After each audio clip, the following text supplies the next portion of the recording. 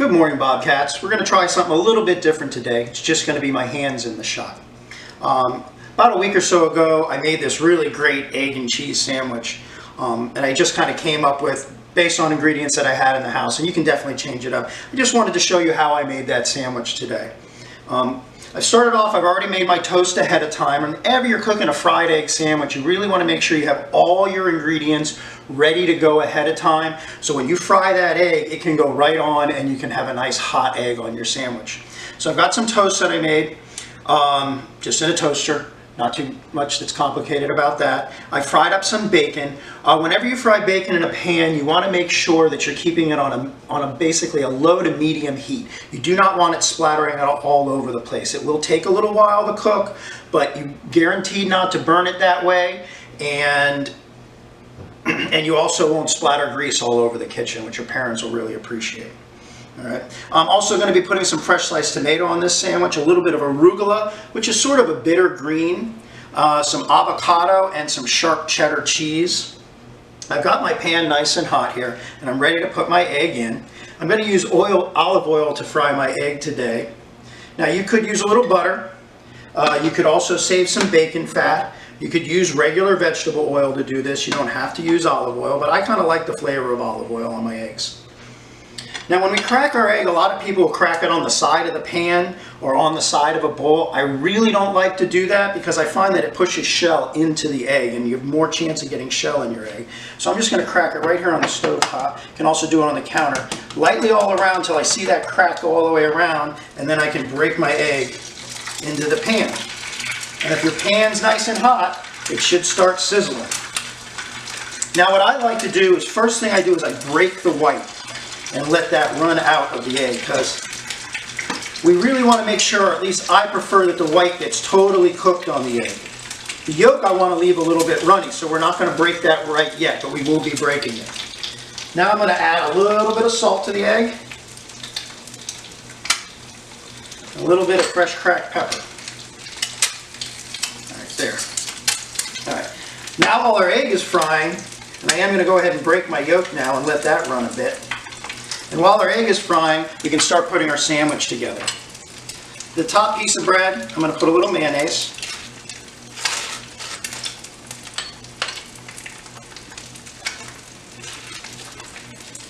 I'm going to start with the bacon on the bottom piece of bread.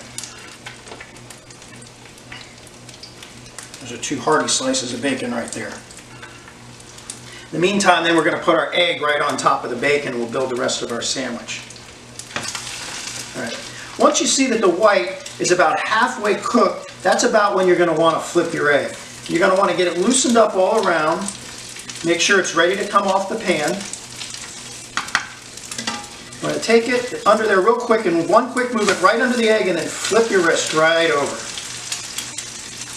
You can see it's nice and browned up on one side. Now I'm going to put my cheddar cheese right on top of that egg so we can start to melt. That cheddar cheese won't get fully melted before we take the egg off, because remember, we want a kind of runny yolk here.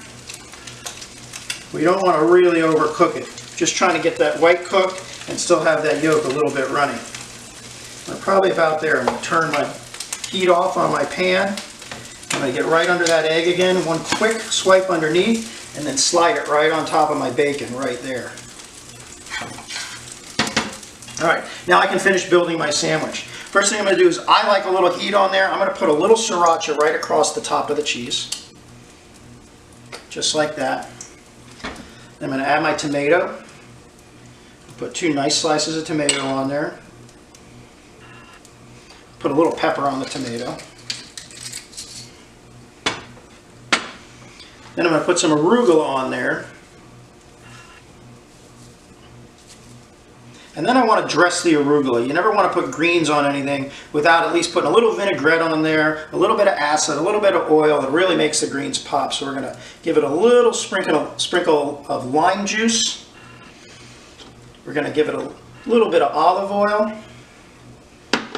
We're going to give some fresh cracked pepper again. A little sprinkle of kosher salt. And now we're going to put our avocado right on top of our arugula. And I like to just cut it right out of the shell, just like that. Very easy to do with a butter knife. No reason to try to peel an avocado. You just take the flesh right out of the skin.